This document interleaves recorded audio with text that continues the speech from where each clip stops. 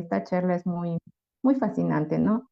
Porque a veces entender las emociones, todos sentimos emociones, pero entender de dónde nacen o o por qué son tan importantes para nosotros. Bueno, tenemos a veces la creencia que hay emociones buenas, emociones malas, pero ahora vamos a descubrir qué tanto es cierto o no. Y también me gustaría, recuerdo que se pensaba o las abuelitas decían que lo que sentimos, que la parte emocional viene del corazón, ¿no? Porque sentíamos en el corazón cuando sentíamos tristeza, cuando sentíamos que algún familiar se despedía, el órgano que nosotros creíamos que es el origen de las emociones era el corazón. Creo que eh, ahí era como cuando sentíamos latidos más fuertes o cuando veíamos a alguien que nos emocionaba, sentíamos alegría más de lo normal y todo parecía que el corazón se nos salía y sentíamos mucha felicidad. Pero ahora vamos a descubrir que el corazón está relacionado, siempre va a estar relacionado, pero que las emociones no nacen del corazón, sino de nuestro cerebro. Algo difícil de creer, ¿no? Pero es la realidad. Entonces, continuemos, por favor. Ya se fue. Pero antes de avanzar con de este tema muy importante, quisiera hacer una diferencia entre la inteligencia emocional y las emociones desde la neurociencia. Ambas están íntimamente relacionadas, pero sí es bueno recalcar esta diferencia para tener un enfoque más claro de la charla.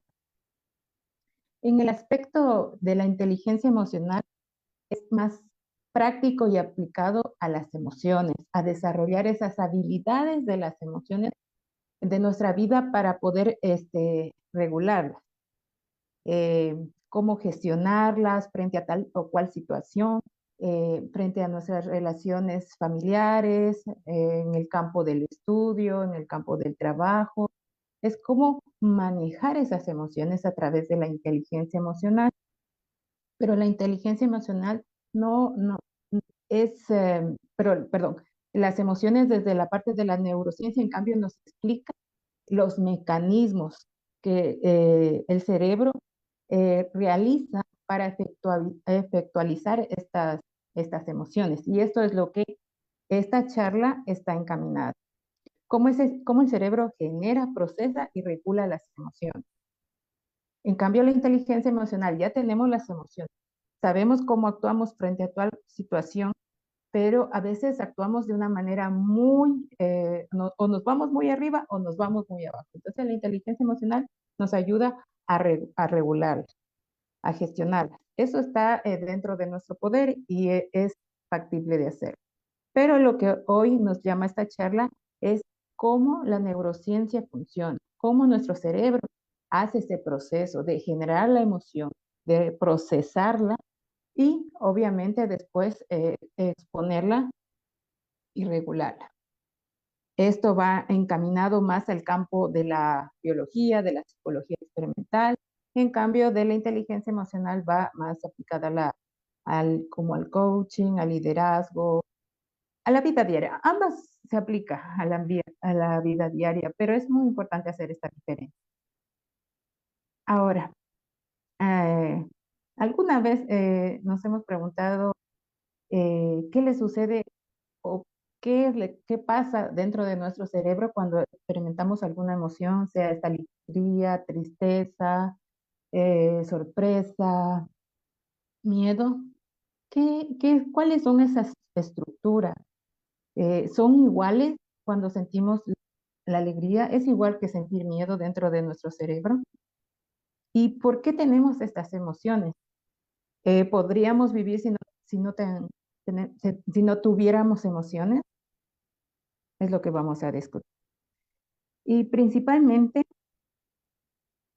la historia, las investigaciones científicas han denotado 6 emociones primarias.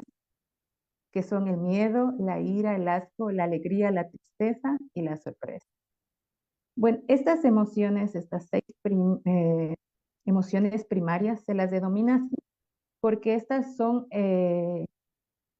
las que actúan cuando tenemos algo sucede, una situación extraña, algo que no está dentro de, digamos, de lo habitual. Entonces, estas emociones nos permiten reaccionar de manera instantánea, instintiva, por eso se llaman primarias, porque son la base para las emociones secundarias que vienen a ser como una mezcla de estas emociones primarias. Podrían ser, por ejemplo, la envidia, la confianza, que es una mezcla de estas, pero que a diferencia de las primarias son las que nos regulan cuando sucede algo. Por ejemplo, digamos, estamos caminando por la calle y vemos que hay un perro bravo, hay un perro que está ladrando. Nuestra emoción primero es el miedo, ¿no? Porque pensamos automáticamente, instintivamente, se despierta en nosotros esa emoción y es el miedo. Y es importante también reconocer que cada emoción tiene condiciones tanto fisiológicas como cognitivas que las diferencian. En el caso del ejemplo del miedo, por ejemplo, ¿qué es lo que generalmente nos pasa? Cuando tenemos miedo, nuestra expresión facial cambia, ¿no?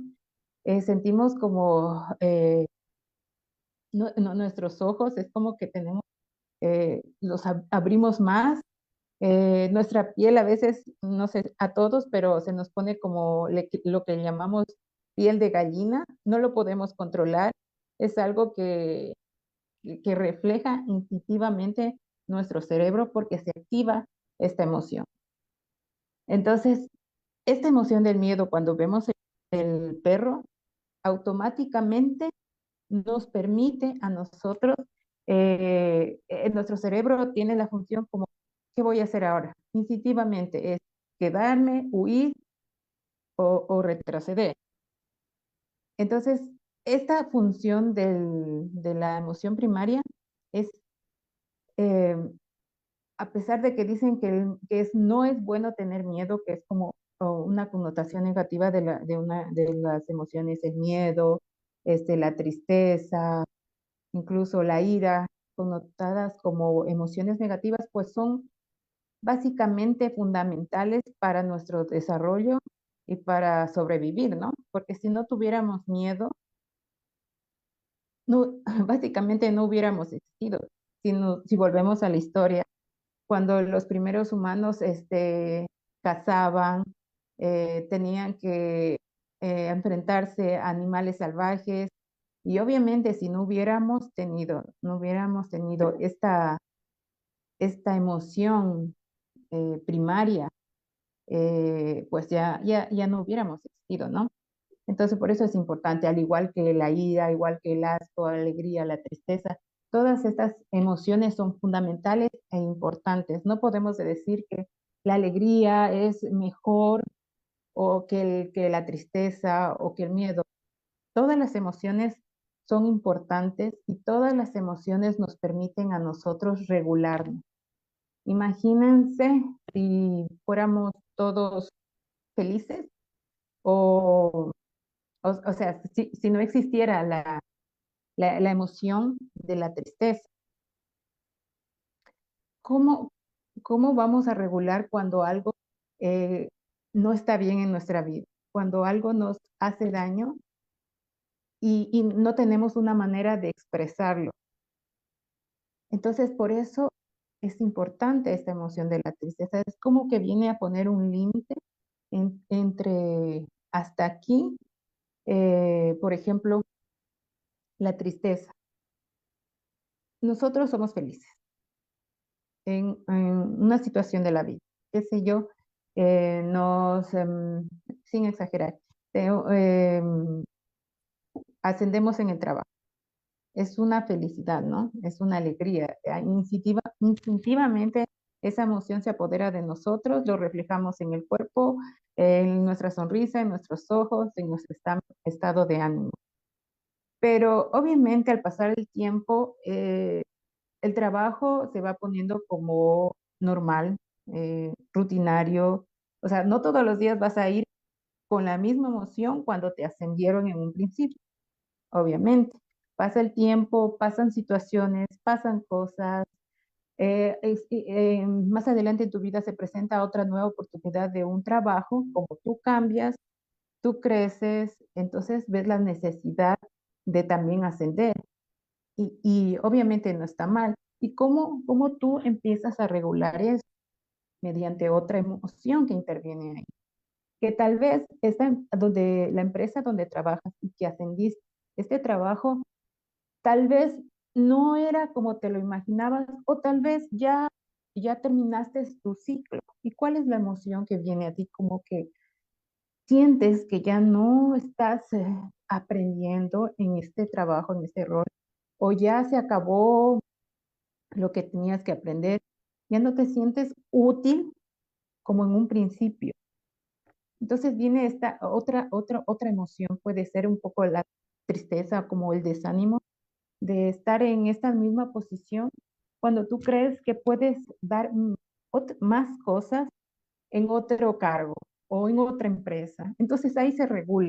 Entonces, por eso es importante, no siempre sentir felicidad es bueno, no siempre sentir tristeza es bueno, o miedo, o ira. Todo tiene que estar regulado. Y esta es la utilidad o la gestión o el papel fundamental de las emociones en nuestras vidas. Y bueno, más adelante Josefa nos va a explicar cómo es este proceso ya de las estructuras internas del, del cerebro, cómo están conformados y todo. Pero básicamente estas emociones primarias nos ayudan, primero, a sobrevivir, segundo, a gestionar mejor nuestra vida en torno a las decisiones que tomamos y cómo las tomamos, dependiendo del entorno en que nos encontremos y dependiendo también de el entorno de sabiduría, de conocimiento que tenemos respecto a situaciones que nos suceden. Pero como les decía, todo esto se va aprendiendo al desarrollo de nuestras vidas frente a las situaciones que pasamos y frente a cómo empezamos nosotros a identificar estas emociones y obviamente a través ahí sí de la inteligencia emocional empezar a regular. Entonces, ¿qué es el cerebro emocional? Aquí, si pueden observar en este ejemplo, este es nuestro cerebro que está dividido, por así decirlo. Bueno, hay más estructuras, pero um, para lo que nos interesa, esta imagen es muy educativa. Y lo que nosotros aquí lo que estamos viendo es el cerebro límbico, que es el que tiene que ver con las emociones y la percepción no consciente. Percepción no consciente en el sentido de que las emociones, en un principio, a través de las emociones primarias, pues no las controlamos, actuamos de manera instintiva. Entonces, pero a través, esto se relaciona con la parte del cerebro llamada neocórtex y la parte del cerebro reptiliano. Todo esto se va a trabajar en conjunto, de cómo generar, de cómo se procesa y al final cómo se regula y actuamos frente a cual o tal situación. Son estímulos que nos permiten sobrevivir y contribuir. Y es importante también tener en cuenta que no todas las emociones, o sea, todas las emociones son importantes, no hay emociones negativas ni positivas, pero sí existen, cuando una emoción está más, ¿cómo decirlo? Se expresa de una manera no normal, es cuando sí se necesita la intervención de la parte ya médica especializada. Por ejemplo, cuando sentimos la emoción de de ansiedad, pero en extremos ya no tan normales, ahí sí necesitamos la intervención. Y por eso es importante la neurociencia, porque esta es la encargada de identificar estos, por decir, estas características o estas situaciones que no, que permiten que nuestro cerebro no esté actuando de la manera efectiva o más eficiente para nosotros mismos.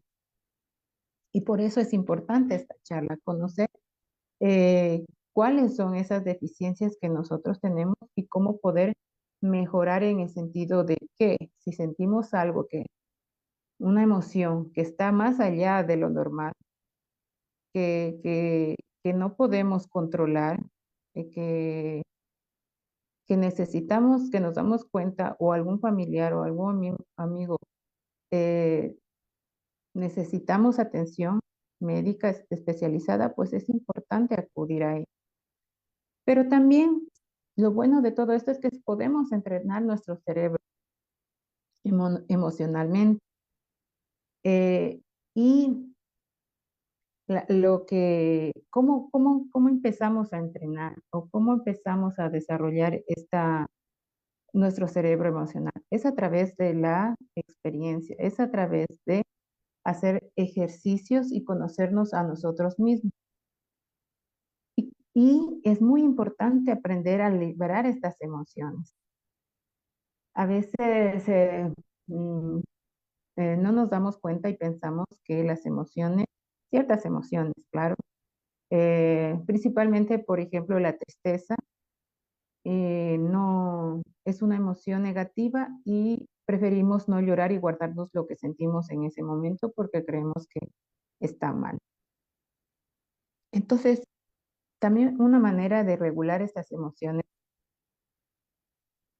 es mediante actividades que nos permiten gestionarlas, abrirlas, sentirlas, permitirnos saber que están ahí y que no son malas. Llorar, entre ellas tenemos llorar, escribir. Este ejercicio de escribir es, la verdad, sí lo recomiendo, es muy, muy relajante, salen cosas que ni siquiera tal vez en tus pensamientos pasan, pero al momento de escribir, este, es como si automático por magia empiezan a tus emociones fluir. Hacer deporte, es muy importante hacer deporte, porque eso nos regula las emociones.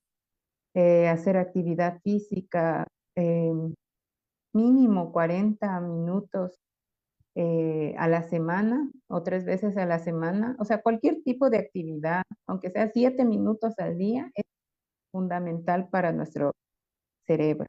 Se alimenta de eso. Meditar.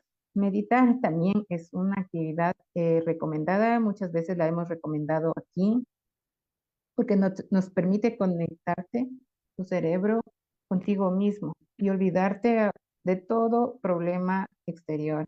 Es una conexión interior que fortalece tu alma, tu espíritu y sobre todo te permite regular tus emociones. Escuchar música, bailar, cantar, hablar, conectar con la naturaleza. O sea, son esas actividades en las que tú te sientes cómodo, te sientes alegre. Obviamente no todas las actividades tal vez que menciono aquí te ayude, son las mismas para todos, ¿no? Hay personas, por ejemplo, que se sienten mejor o se sienten em, tranquilos, felices haciendo deportes extremos, ¿no?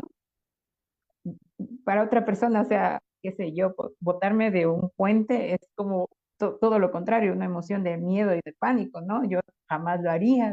Otra persona no, es grandioso. O sea, no todas las emociones son iguales para todas las personas. Y es una parte importante de la neurociencia, que estudia la neurociencia.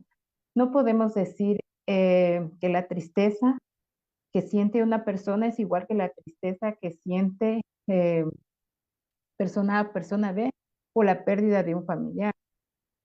No es lo mismo, no es el mismo grado de tristeza, nunca va a ser porque cada persona es diferente, cada persona eh, tiene, fue o se crió dentro de un entorno, dentro de unos principios, dentro de unos valores, dentro de unas creencias y de compartir, ¿no? Entonces, tampoco podemos decir eso. Entonces, yo les invito también, antes de, quisiera también llegar a ustedes con algunas creencias limitantes sobre los mitos de las emociones, que todas las emociones son malas, ya dijimos que no hay emociones negativas, que no hay emociones positivas, ambas, todas las emociones son importantes y todas las emociones las necesitamos, regulan nuestra vida, regulan nuestro bienestar, regulan la toma de decisiones en tal o cual situación. Eh, mostrar, perdón, mostrar emociones es signo de debilidad. Sobre todo, ¿no? A los hombres desde niño, desde chiquito les dicen, no llores, tú eres hombre. ¿Eres un niño o eres un hombre? ¿Por qué te lloras? Solo las mujeres lloran, los hombres no lloran. Eso está mal. Es una creencia que debemos eh, erradicar desde la niñez de nuestros hijos. Los niños, las niñas, todos somos seres humanos y todos tenemos ese derecho, por así decirlo, de expresar nuestras emociones a toda edad. O sea, está mal visto por la sociedad, pero eso tiene que cambiar, porque las emociones, el reprimir las emociones es lo que te causa enfermedades como depresión, ansiedad. Es todo lo contrario a lo que nosotros buscamos, ¿no? Nosotros buscamos ser felices, autorregularnos, gestionarnos, mejorar, buscar nuestro bienestar. Entonces, una creencia que debemos erradicar. Y también la creencia de que para tener el éxito debemos ser siempre felices. Imposible, ¿no? Como ya lo mencioné en el ejemplo. La felicidad no es sinónimo de éxito. Todo el tiempo no podemos ser felices porque la vida misma es un cambio constante. Se presentan situaciones a cada rato, situaciones inesperadas que mm, en un principio no pensamos que pueda ocurrir, pero ocurren y es parte de la vida, ¿no? No podemos controlarla. Sabemos que algún día todos tenemos una fecha de hasta aquí llegamos, pero mientras pasa eso, lo importante es vivir de las experiencias, o sea, disfrutar la vida en el sentido de que pese a las situaciones que nos toque vivir o que la vida nos presente, nosotros somos capaces de superarlas, de regular nuestras emociones, porque todo es un proceso, no es que vamos a sentir primero emociones positivas, primero emociones negativas, es un conjunto, es una autorregulación. Y nuestro deber es interesarnos en esto, cómo manejar estas emociones, cómo autorregularlas para tener una vida más llevadera, ¿no? Porque a veces hay personas o situaciones que por culpa de reaccionar de una manera impulsiva, hay errores que tal vez ya no podemos dar la vuelta atrás. Entonces, por eso es importante aprender que cómo se generan las emociones, cómo se procesan y cómo podemos regular. Y termino con esta frase de Antonio Damasio que dice, el cerebro es como un espejo que refleja la mente y las emociones son el color que da vida a esa reflexión. Comprenderlas es comprendernos a nosotros mismos. Está muy claro. No hay cosa más importante que aprender a conocernos. El autoconocimiento y el amor propio van de la mano para poder entender y comprender, en este caso, cuáles son nuestras emociones, cómo reaccionamos a tal situación y cómo aprender a manejarlas de una mejor manera. Gracias por escucharme y le doy paso a Josefa, que nos va a explicar de una manera más técnica cómo se generan estas emociones en nuestro cerebro.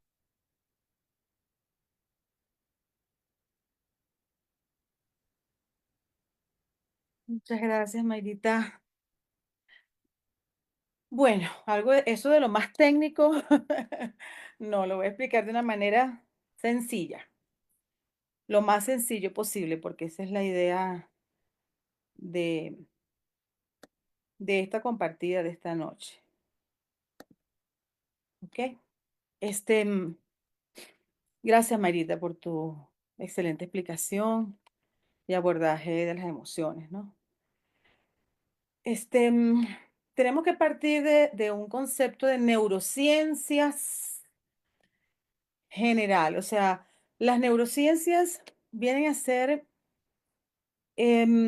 un compendio, un conjunto de disciplinas que se unen para interdisciplinariamente, valga la redundancia, abordar el estudio. Eso ha seguido un proceso, obviamente, esto no es nuevo.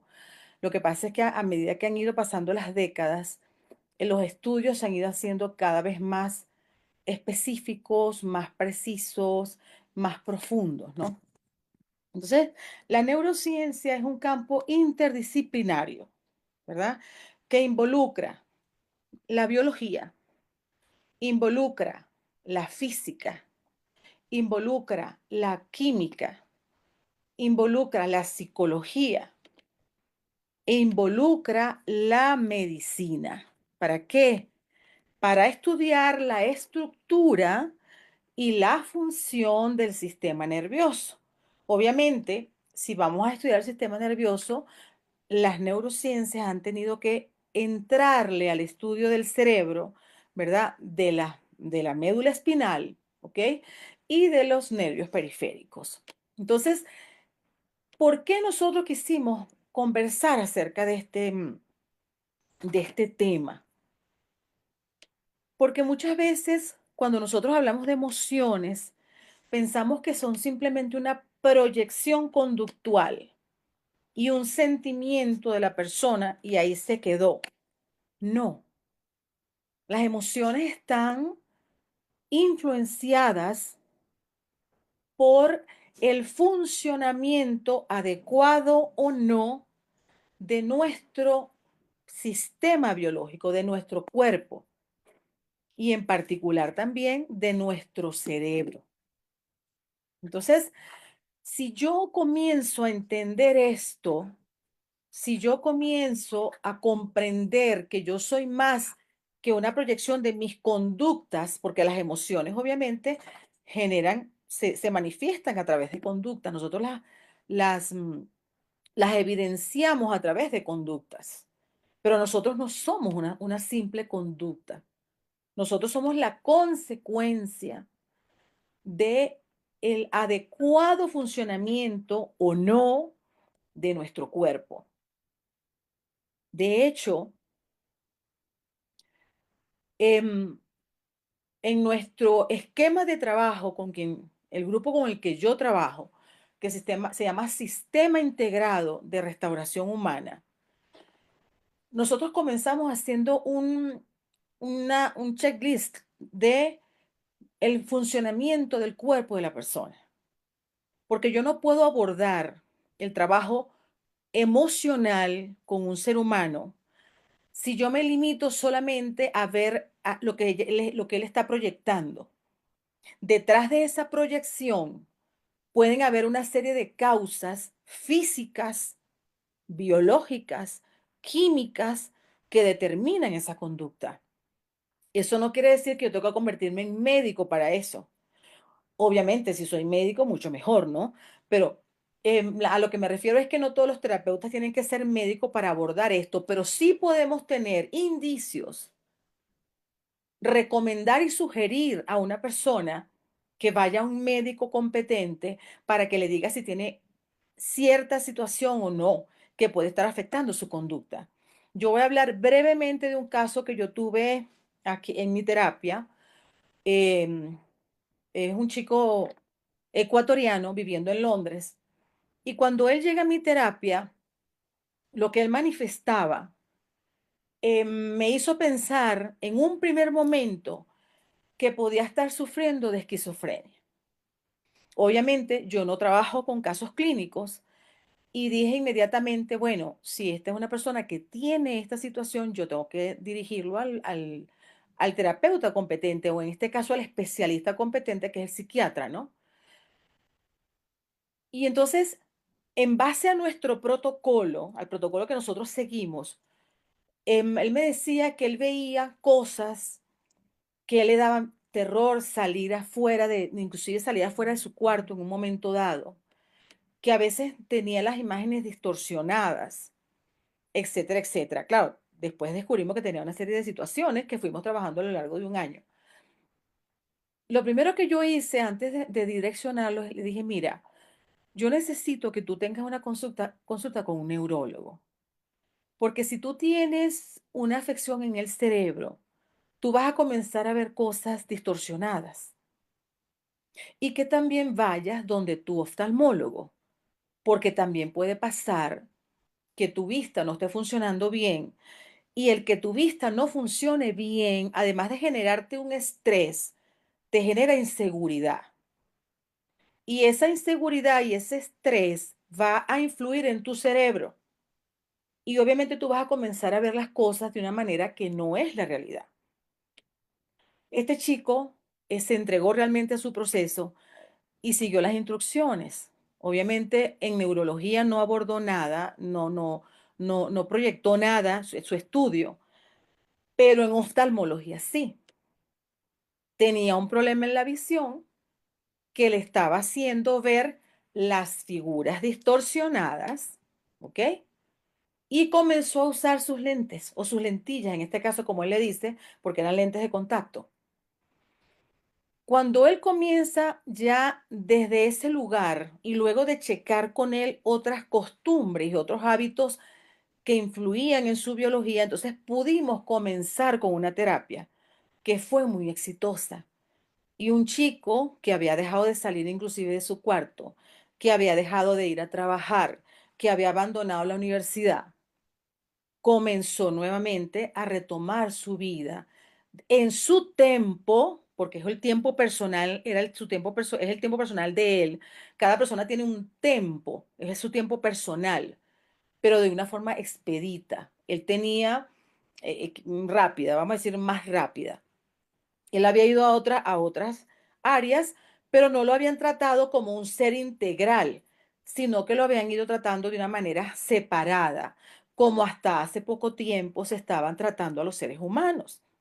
Yo fui a mi oftalmólogo hace 6 meses, mentira, hace un año, cuando mi hija estaba hospitalizada.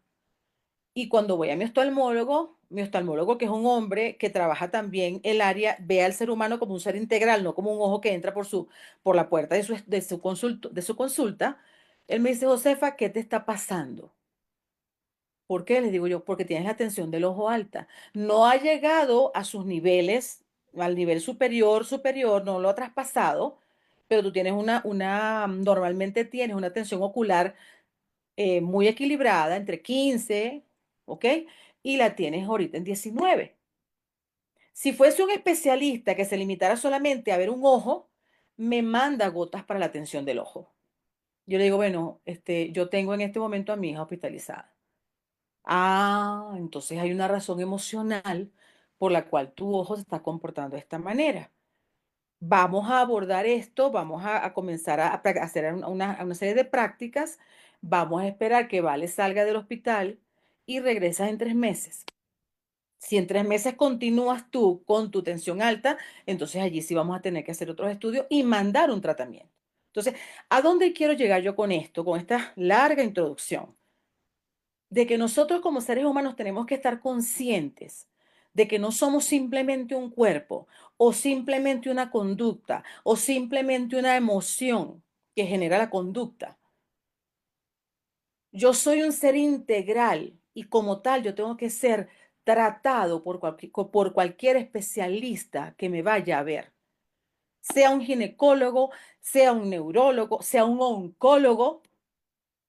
Muchas veces los oncólogos matan a los pacientes antes de que se desarrolle el proceso, porque comienzan a emitir conceptos y a emitir proyectos, pronósticos, que en vez de ayudar al paciente, lo que hacen es limitarlo y anclarlo en una condición terrible y en una condición de tragedia.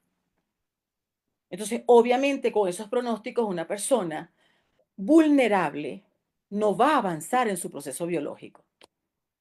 Entonces, muy a grosso modo, voy a introducirme en lo que son las estructuras cerebrales involucradas en las emociones, ¿ok? Muy a grosso modo y de manera muy sencilla. Las que más se mencionan actualmente, porque obviamente esto no es una clase de medicina, no es nuestra intención este, convertir esto en una clase de medicina. Hay un sistema que se llama sistema límbico, ¿ok? Y este sistema límbico tiene varias partes, ¿no? Está el cuerpo calloso, está el lóbulo frontal, ¿ok? Está la circunvolución, dice aquí cingulada, que es esta que está por aquí, ¿ok? Está el hipotálamo, está la glándula pituitaria, está el hipocampo, está la amígdala cerebral. Nosotros no tenemos solamente una amígdala aquí, tenemos una amígdala también en el cerebro. Entonces, el sistema límbico es un sistema formado por varias estructuras cerebrales que gestionan respuestas fisiológicas ante estímulos emocionales. Es decir, hay una emoción y eso va a generar en mi cuerpo una respuesta fisiológica, una respuesta bioquímica. Y viceversa, esta respuesta fisiológica y bioquímica también va a influir en mis emociones. O sea, es un círculo que se retroalimenta. ¿Ok? Está relacionado con la memoria, fíjense ustedes lo importante de saber esto, con la atención, con los instintos sexuales, con las emociones, como por ejemplo el placer, el miedo, la agresividad, cómo me comporto yo personalmente, o sea, lo que la gente ve de mí, mi personalidad y la conducta. ¿Ok? Después vamos a ver de qué manera. Y está formado por partes del tálamo, del hipotálamo, del hipocampo, de la amígdala cerebral, del cuerpo calloso, del septo y del mesencéfalo. ¿Ok? Se postula o se dice que los impulsos precedentes de los lóbulos frontales se integran en el sistema límbico, llegando al hipotálamo, estructura que a su vez regula el funcionamiento de la glándula hipofisiaria, productora de varias hormonas, que esto lo vamos a ver brevemente ahora. Entonces, ¿a dónde queremos llegar nosotros mostrándoles a ustedes esto? De que cuando ustedes ven a un hijo, ¿verdad? Que tiene una conducta producto de una serie de emociones que él está sintiendo, ¿ok? Ustedes vean un poco más atrás y sepan que detrás de esa emoción hay un sistema nervioso, hay un cerebro que tiene varias partes que intervienen, regulan, transforman esas emociones. Les pongo el ejemplo de mi hija. Mi hija hasta hace poco, como dice una amiga mía, ahora sí lo puedes decir. Y digo, no, yo siempre lo dije. Mi hija había sido diagnosticada con un diagnóstico errado, ¿ok? Pasamos por no sé cuántos neurólogos, por no sé cuántos especialistas. Y hasta hace apenas el año pasado, este neurólogo dice, tú no tienes fibromialgia, ¿ok? Tú no estás produciendo serotonina. La serotonina es un neurotransmisor que ahorita lo vamos a ver brevemente, ¿verdad? Que se genera el 90% en nuestro intestino.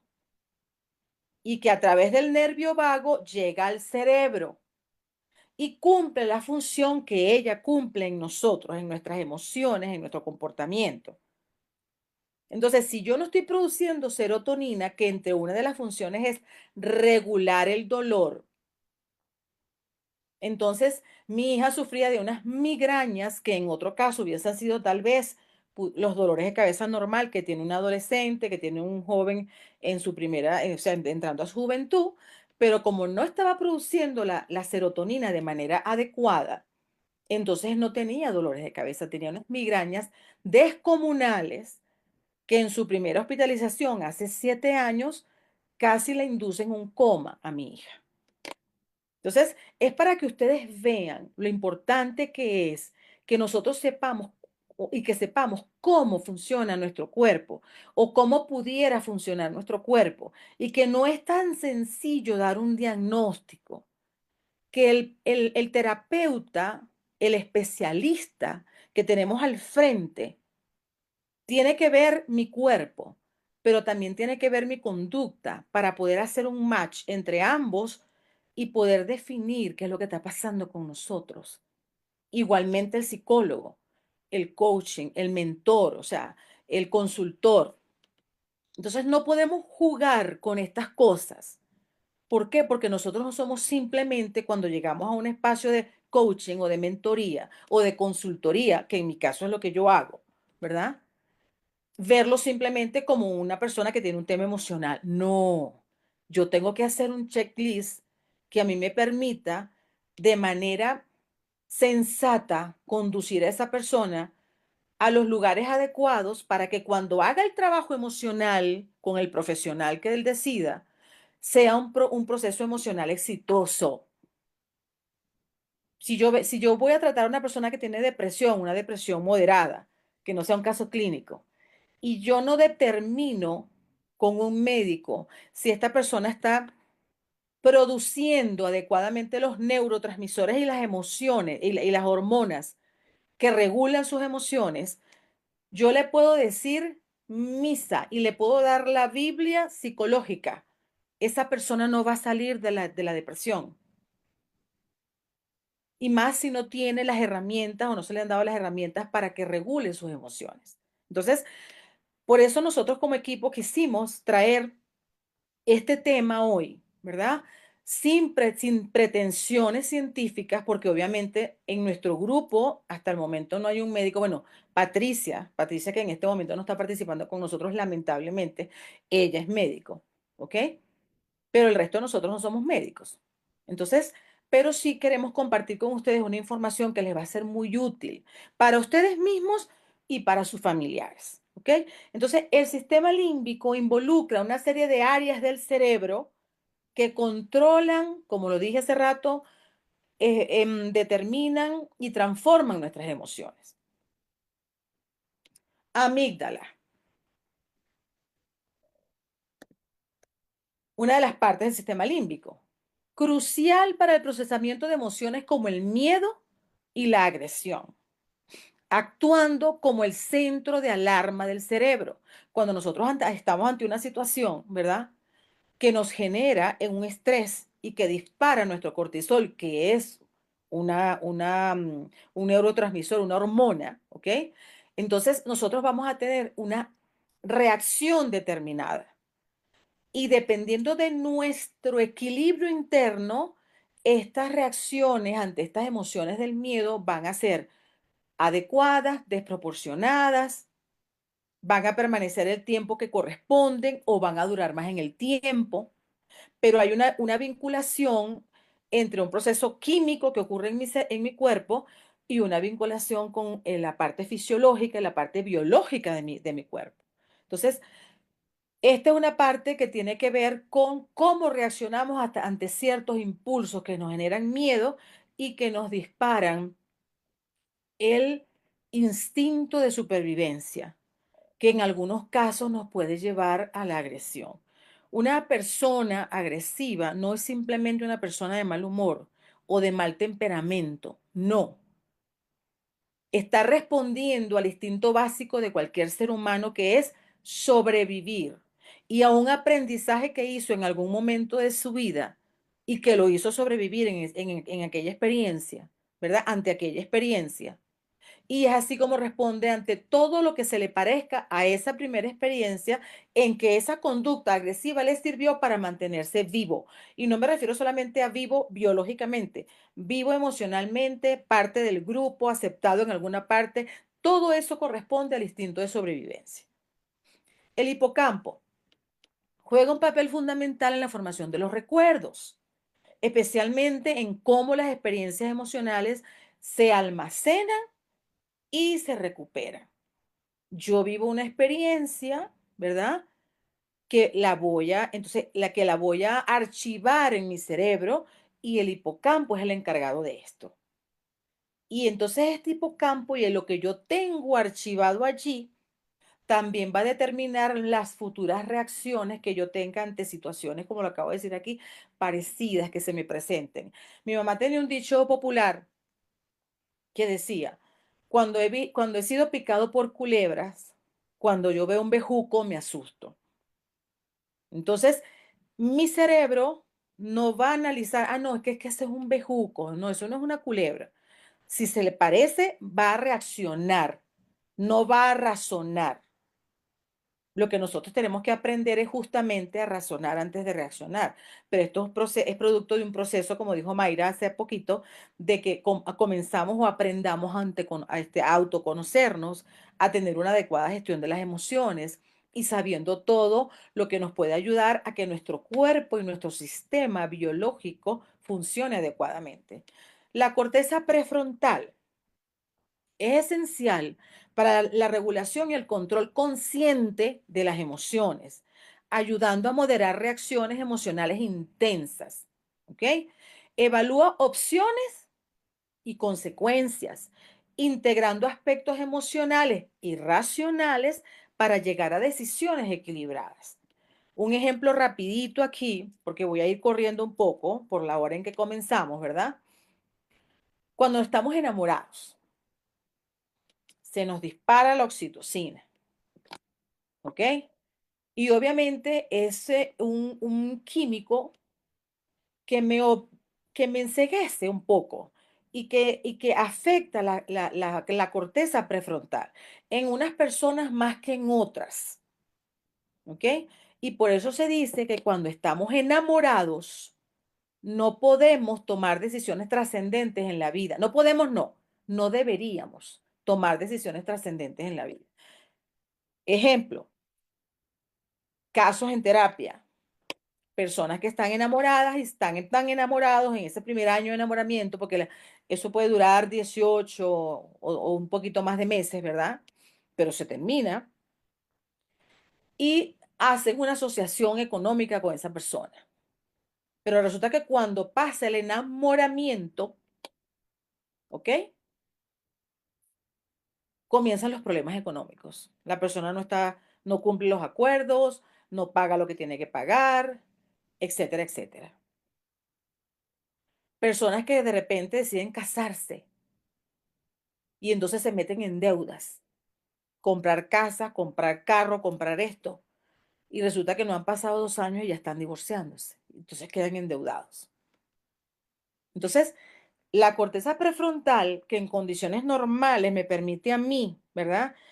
Tener una regulación y un control, como dice aquí, consciente de las emociones. Cuando yo estoy enamorado, afectado por esas hormonas del placer y de la felicidad y toda la cosa, no me permiten ver con claridad las decisiones que voy a tomar. Entonces tengo que ser cauto y esperar un tiempo razonable para yo poderme observar yo, observar al otro y tomar en conjunto decisiones trascendentes. Por eso es que dicen que el amor es ciego, ¿ok? Porque estas hormonas entonces influyen de una manera a veces para algunas personas, no para todas pasa lo mismo, porque hay personas que son bastante prácticas, ¿no? Este, pero pueden influir y determinar que su vida tome un rumbo o tome otro. Cuando yo tengo este conocimiento, entonces yo puedo ser cauteloso y cuando voy a tomar decisiones, entonces me controlo, me regulo. Pero para eso, y vuelvo a repetir, lo que dijo Mayrita, es necesario que yo conozca y me conozca y aprenda también a conocer al otro, porque yo puedo tener un tipo de reacción ante ciertas circunstancias de la vida y mis emociones pueden manifestarse de una manera, pero el otro tiene otras. Entonces, con eso hay que tener cuidado. Y para eso es que es necesario este conocimiento modesto que le estamos trayendo esta noche. Neurotransmisores claves. La dopamina, neurotransmisor del placer que se dispara cuando estamos junto con la oxitocina enamorados. O estamos con amigos, o estamos con, con la gente que queremos, ¿verdad? La dopamina es crucial para el cerebro, porque obviamente no podemos vivir en eterno sufrimiento, si no seríamos una persona bastante enferma. Alguien, me están escribiendo algo por aquí, permítame que voy a ver aquí algo. No lo puedo leer aquí porque tengo el teléfono. Ah, ya. Ok. La dopamina es crucial para el cerebro. Se asocia con el placer, con la recompensa y con la motivación cuando está funcionando de una manera adecuada. Cuando no está funcionando de una manera adecuada, se relaciona con las adicciones, ¿ok?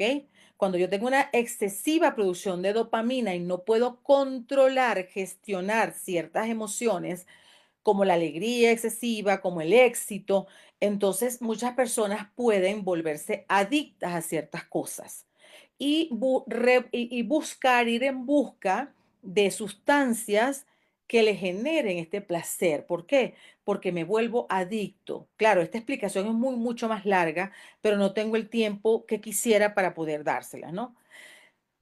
Se asocia con el placer, la recompensa y con la motivación. Entonces, cuando yo tengo una adecuada producción de dopamina, ¿verdad? Yo soy una persona que está motivada, que puedo regular adecuadamente los procesos de recompensa en mi vida cuando estoy realizando algo, cuando estoy logrando algo, ¿ok? Y también puedo regular el placer. En el cerebro se generan ciertas, mm, situaciones cuando la dopamina está muy alta. En Venezuela decimos baja la Santa María. Bajar la Santa María son esas puertas que se enrollan arriba, no sé cómo las llaman aquí, no sé si alguien me puede ayudar, y las bajan, ¿ok? Cuando está disparada la dopamina, si yo no, así como no puedo soportar, no, el cerebro tiene una regulación del dolor, y por eso cuando hay dolor, para que ese dolor no nos vaya a disociar, dispara una cuota de dopamina. Por eso es que muchas personas se hacen adictas al dolor. Entonces,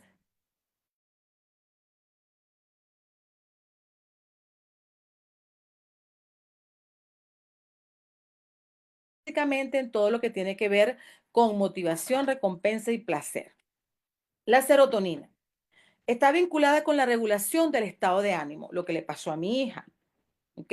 Llegó un médico por allá a decir que mi hija era bipolar, cuando mi hija jamás tuvo manifestaciones de bipolaridad. ¿Ok? Pero bueno, a él se le ocurrió. Entonces resulta que la serotonina es un neurotransmisor que se produce en el intestino.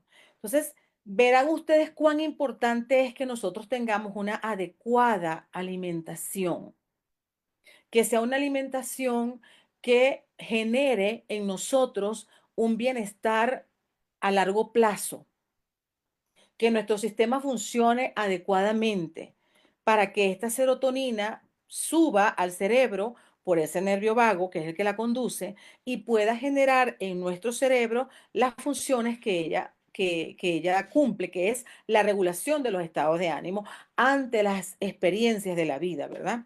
El 90%, lo agrego yo aquí, se produce en el segundo cerebro, que es en el intestino. Y algo adicional, también controla, cuando les estaba contando la experiencia de mi hija, las sensaciones del dolor. O sea, los umbrales del dolor están determinados por el buen y el adecuado funcionamiento de la serotonina. En ambos casos extremos, un umbral del dolor alto muy alto, donde la persona soporta dolores muy, es peligroso. Y cuando obviamente la persona es sumamente sensible porque tiene una escasa producción de serotonina, también es peligroso y es contraproducente. La adrenalina, que es un neurotransmisor, es una hormona y neurotransmisor que prepara el cuerpo para la respuesta de lucha o de huida, es decir, cuando estamos en situaciones apremiantes. Aumenta el ritmo cardíaco y proporciona un impulso de energía. Entonces, estos son sustancias químicas. Por eso es que muchas veces cuando nosotros vamos al psiquiatra, el psiquiatra medica a los pacientes. ¿Cuál es la intención de la medicación? Que se puedan regular estas sustancias bioquímicas que afectan el funcionamiento del cerebro y que tienen una resonancia en nuestra respuesta emocional ante las circunstancias de la vida. Verán, si no es importante conocer esto. Hormonas y su influencia. Cortisol, conocida como la hormona del estrés, regula una serie de procesos en el cuerpo, incluyendo el metabolismo, imagínense ustedes, y la respuesta inmunológica. Aumenta durante los momentos de estrés.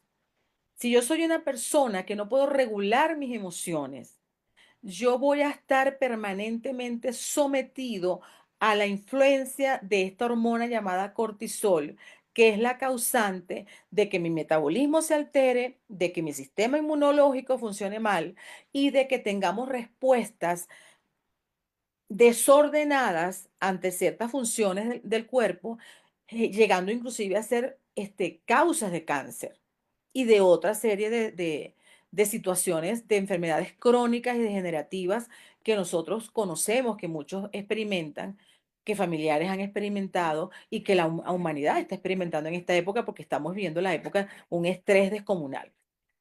La oxitocina es a menudo llamada la hormona del amor. Juega un papel fundamental en la formación de lazos sociales y de confianza, es decir, juega un papel fundamental en la formación de lazos afectivos, incluidos los lazos de pareja, obviamente. Y es crucial en las relaciones y en la respuesta de cuidado, es decir, cuán empático puedo yo llegar a ser con mi entorno, cuán empático puedo yo llegar a ser conmigo, porque la gente piensa que la empatía solamente es hacia afuera. No, no. La empatía comienza conmigo. ¿Cuán empática soy yo conmigo? ¿Cuánto me cuido? ¿Cuánto me amo? ¿Cuánto me respeto? Y obviamente lo que yo hago conmigo lo voy a proyectar afuera. Entonces, fíjense ustedes, esta hormona determina cómo puedo yo ser con mi entorno.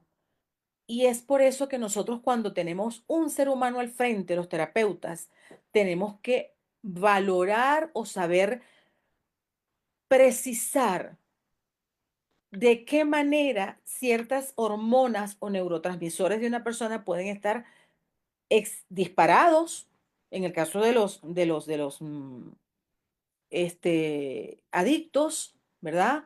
Pueden estar en descenso excesivo cuando hay depresiones profundas o ansiedades. Entonces, con estas cosas nosotros tenemos que tener mucho cuidado, porque tenemos al frente una persona que experimenta una conducta, que proyecta una conducta, pero que esa conducta puede estar determinada por muchos factores. Y el primer factor y más determinante es lo que llevamos dentro de nuestro cuerpo. Por eso es que, como dice, nuestro cuerpo es un templo que tenemos que aprender a valorar y a cuidar, pero sobre todo aprender a conocer para poder darle lo mejor que bueno, que todos nos merecemos, ¿no? Influencia de factores externos en las emociones. Bueno, esto lo voy a pasar rasante. Hay una influencia del ambiente social que muy a grosso modo lo explicó, también lo explicó Mayrita, ¿verdad? Las relaciones interpersonales afectan la producción de las hormonas del placer y de la alegría, de la serotonina, de la oxitocina, de la dopamina, ¿ok? Así como el ejercicio también. Y esto influye, ¿verdad?, en el apoyo emocional que nosotros sentimos o también genera y se constituyen en fuentes de conflicto. Y estas cuestiones, si yo siento apoyo emocional, me voy a manifestar de una manera con el entorno y conmigo mismo. O me voy a manifestar al entorno como una fuente de conflicto, o voy a estar involucrado en fuentes de conflicto, o voy a estar conectado de una manera conmigo, de una manera conflictiva. Está también el estrés social, es decir, la presión del grupo, las expectativas sociales. Hay personas que las manejan más adecuadamente, hay personas que son mucho más vulnerables y todo lo que digan los demás, sus familiares, sus amigos, la pareja, los afecta. Entonces, eso afecta también sus emociones. Y obviamente tiene que ver también con la manera como internamente está funcionando ese cerebro y cómo está funcionando su cuerpo. Factores ambientales. Ya es de todos conocidos que hay países donde no hay luz solar todo el año, sino en algunos meses del año, y son países donde los niveles de depresión son muy altos, ¿ok? Entonces, el ambiente físico, la luz, el ruido y el espacio también contribuyen y afectan el mundo emocional de un ser humano. Las experiencias traumáticas, desastres naturales, la violencia de todo tipo y la cultura y la sociedad. Esto es lo que llama Bruce Lipton, un genetista que ha estudiado profundamente cómo la epigenética, es decir, lo que está por encima de la genética, afecta el comportamiento del cuerpo. Él dice que la influencia de los genes en las enfermedades degenerativas o en las enfermedades generales de un ser humano es de apenas el 2%, que todo lo demás tiene que ver con factores externos, que son el ambiente físico, las experiencias traumáticas y la cultura y la sociedad. ¿Por qué? Porque la cultura y la sociedad moldean nuestras percepciones a través de normas, de valores y de expectativas con respecto a nosotros. Si yo soy una persona que tengo un equilibrio interno, voy a poder gestionar mejor esto. Pero si internamente mi cuerpo está en desorden, va a ser más complicado para que yo pueda manejar estos factores. El valor de este conocimiento que estamos nosotros tratando de entregarles a ustedes de una manera muy modesta, se lo vuelvo y se lo insisto porque esto es un tema mucho más profundo. Esto ha contribuido a que haya un desarrollo profesional, a que aparezcan terapias tendientes a consolidar una adecuada gestión de las emociones. ¿Ok? Entonces, antes, obviamente, estaba el psicoanálisis como la mamá de todas las terapias. Pero luego, a partir que comenzaron a surgir estos estudios, comenzaron a haber derivaciones de terapias, de formas de ver al ser humano, de verlo de una manera mucho más holística, mucho más amplia, eh, y de dejarlo de ver como una emoción que se sentaba en un diván. Entonces, el conocimiento, es decir, de las neurociencias que involucra, como dije al principio, varias ciencias, vuelvo a repetir, biología, física, química, psicología, medicina, ¿verdad? Esto ha contribuido a que surjan un abanico de posibilidades para entregarle al ser humano opciones de sanación. Entonces, este es el valor de este conocimiento, de este nuevo conocimiento que ahora está en, bueno, en un apogeo muy significativo y muy valioso. Esto obviamente ha influido también en que nos han permitido conocer nuevas técnicas, nuevas herramientas para controlar el estrés, porque está demostrado que el estrés es la enfermedad del siglo pasado y de este siglo, y bueno, y de los que vienen si continuamos como hemos ido, ¿no? Entonces, esto ha permitido entregar técnicas y estrategias para identificar, monitorizar, ¿verdad? Y reducir los niveles de estrés. Obviamente en estas técnicas, pues ya sabemos que está la meditación, que está el mindfulness, etcétera, etcétera, que permiten que los seres humanos tengamos una conexión, una mayor conexión con nuestro interior y podamos manejar nuestro cuerpo de una mejor manera, porque eso es posible. Eso es posible y está demostrado científicamente. Hasta aquí llego yo con ustedes. Espero que esta entrega que les hemos hecho hoy les permita a ustedes mm, entregarse con más amor a ese proceso de autoconocimiento, pero que sepan que el autoconocimiento no es solamente verme cómo reacciono, es conocerme yo, conocer mi cuerpo, conocer lo que siento, lo que pienso, lo que siente mi cuerpo que me habla. ¿Ok? Y cuando voy a un especialista, dígase psicólogo, dígase médico o cualquier otro tipo de especialista, yo sepa que no está involucrado un solo aspecto de mí, sino muchas cosas. Muchas gracias.